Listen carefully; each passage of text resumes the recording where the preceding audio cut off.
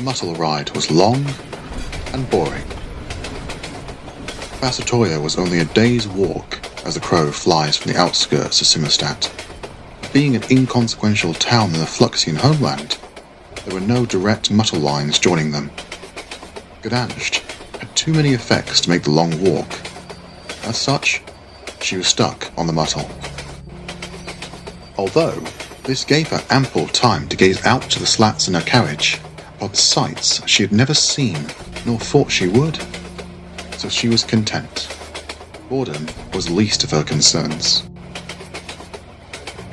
The city of Simmerstat didn't approach.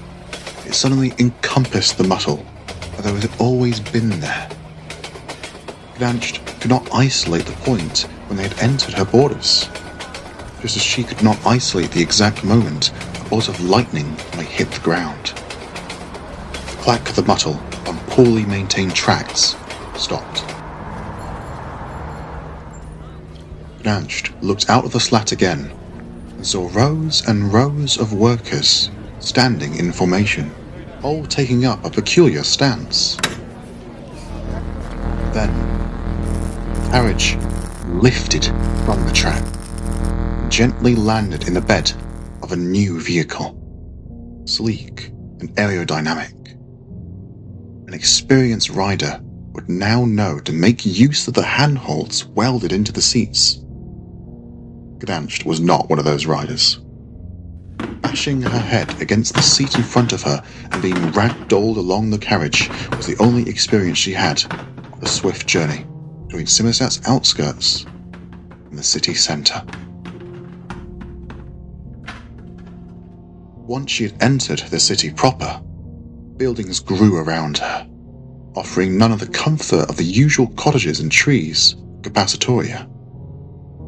The forest here was not one of woods and leaves, rather it was of metal, cement and bricks. The sounds were also unfamiliar. Gdansk had never seen so many people, crammed so close together and moving as one immense beast within the urban forest. Even in her homeland's capital, Hydrogia, the number of people were only a fraction of what she saw here. The Muscle arrived at the station. Gdansk did not alight. Instead, her entire carriage tipped to the side, and any passenger unlucky enough to be out of the loop fell out to the metallic box. Recovering herself, she took in her surroundings. Overstimulation would be an understatement. People and objects whizzed past, such that the universe seemed a mesh of colour, smell and noise. The painting of Simmerstat. Gdansk had heard this phrase before, but now, to live in it, she knew all her toil was worth it. A chance unmatched for all in the stat, Gdansk said, repeating another common phrase. She soon realised that she didn't have the leisure time to see the sights. Inauguration of the academy was soon at hand. But not understanding where to go, Gdansk ran through the crowd, looking for any hint of the bearing she might need to take. When she skirted around a corner onto a square, she stopped in her tracks.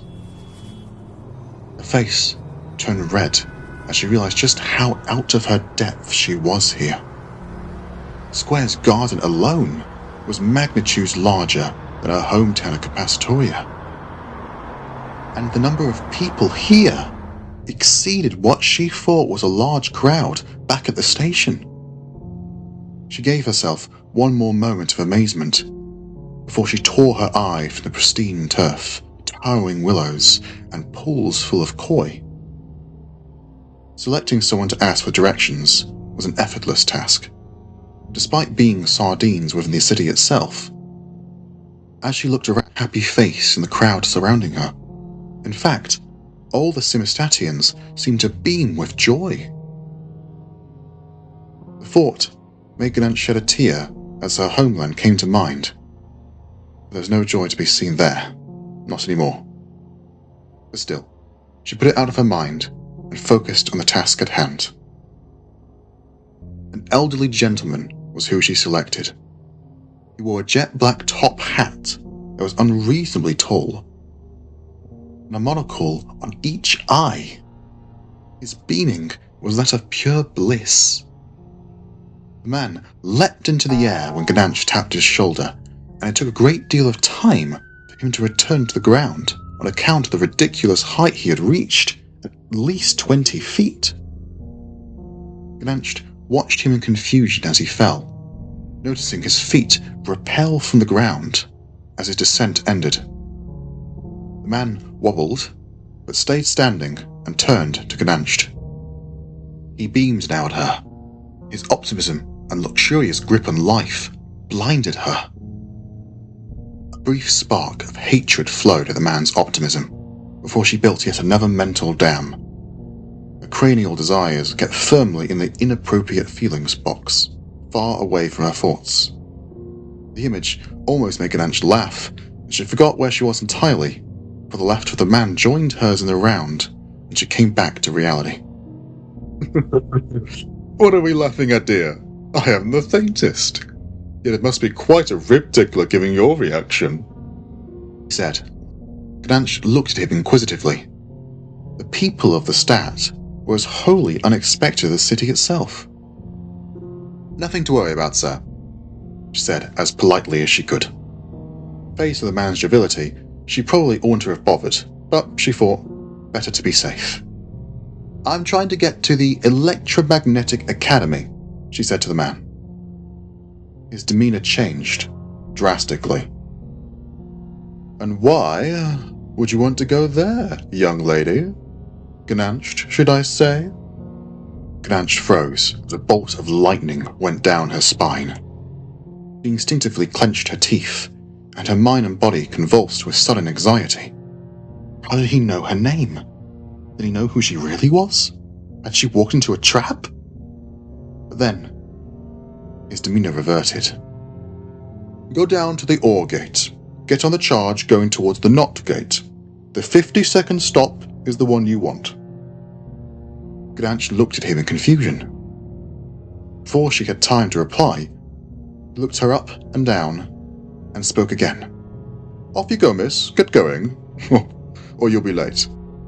Man turned his back on Gdansk and quickly disappeared into the crowd.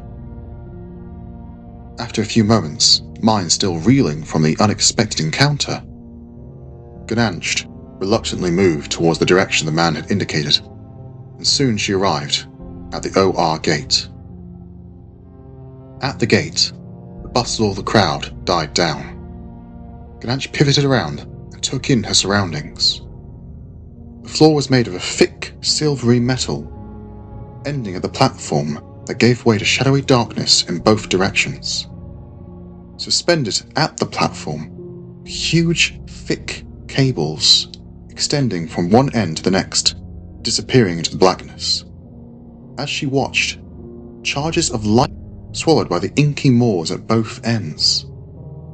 One such charge spluttered to a stop at the platform of the OR gate, while the knot sprinted back and forth across the digital screen showing its destination.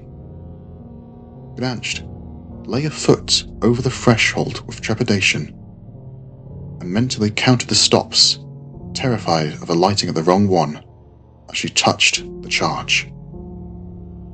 The feeling of the charge was instantaneous and unparalleled. Whispers came and went, unnoticed by the locals, but to Gdansk, they may as well have been screams. I'm going to be late. Her mental abacus passed the correct number. She haphazardly stepped off the charge. Is not too big today. Once the voices ceased, then we will know. The station she got off was not one of the 3 gates of the Stat. That didn't curb her excitement as she left the tunnel. The natural light of the world returned as the fresh air wafted against her skin. She took in her surroundings. She wasn't outside, as she had expected, but stood in the atrium of a huge and ornate building. In fact, she had never seen a building of its ilk, bar those that were derelict. Sun shone in beams through high-set windows fashioned in circles on the roof. A skeleton of prolific pillars held the building together, each cast in molds of bronze and gold. In fact, altogether, the entire room looked as if it was made of molten metals. And the whole place was a marvel of effort that Gdansk never even heard of.